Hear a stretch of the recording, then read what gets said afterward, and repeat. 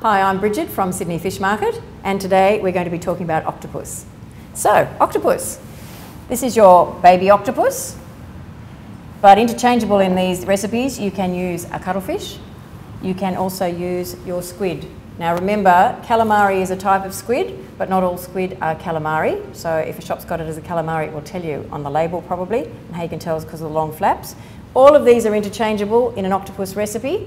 They are all cooked the same way, which is a very high temperature and very fast, meaning 1 to 2 minutes or so, or a low temperature and very slow, about 45 minutes to an hour and a half, depending on how big the octopus is. But the preparation is different. So let's take you through how to prepare an octopus.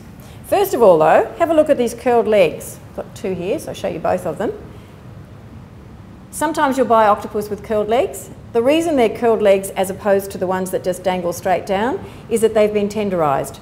And how you tenderise an octopus, the shops will put them into cement mixers. If you go behind the shops, you'll see the cement mixers tumbling them around, and that makes their legs curl because it is a form of tenderising.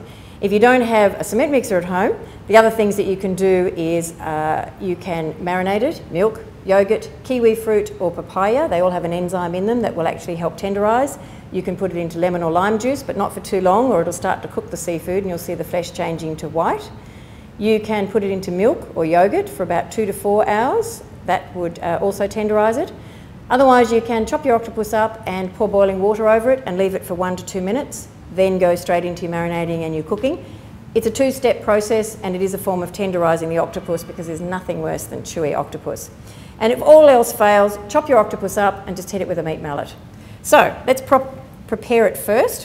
What we have here is the head, the eyes, 8 little legs. So what I'm going to do is put it on the chopping board and cut below the eyes, between the eyes and the legs. So lay it on your chopping board. I find it's easier to hold the head, cut between the eyes and the legs. Now you can eat the eyes, but most people don't want the eyes. So we'll cut the eyes out, get rid of those. Now what you need to do with the head, don't waste the head. A lot of people chuck it out, but you don't need to. All we need to do, you can actually put the knife in at the white part behind the head. Take your knife straight up and out. It's a bit messy here, but we'll clean that up. Open it up, and you can then just clean out the inside. So it's only just got a couple of little fleshy arms. I'll see if I can find one to show you. Let's give it a rinse first,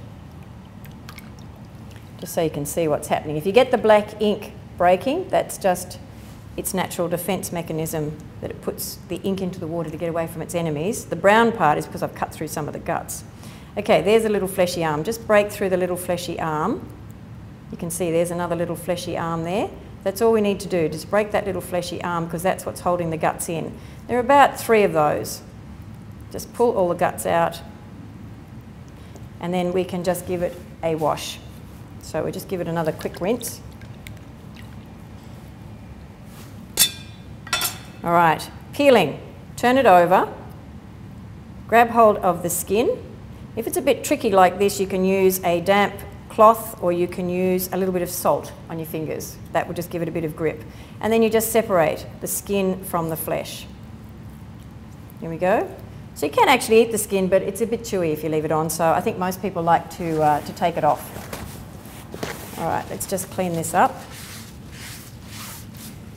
So the head part, you can score it if you wanted to, and that's just another form of tenderising. So little diagonal cuts on the inside of the head, then little diagonal cuts the other way, just cuts into the flesh and makes it a little bit more tender because it's cutting through the muscle fibre.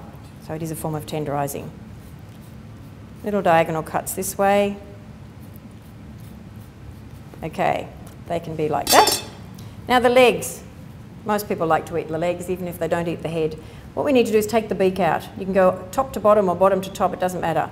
Push through gently, and I'll put it on the chopping board so I can get a bit of rest there. And you can see there what looks like a little tiny bit of shell.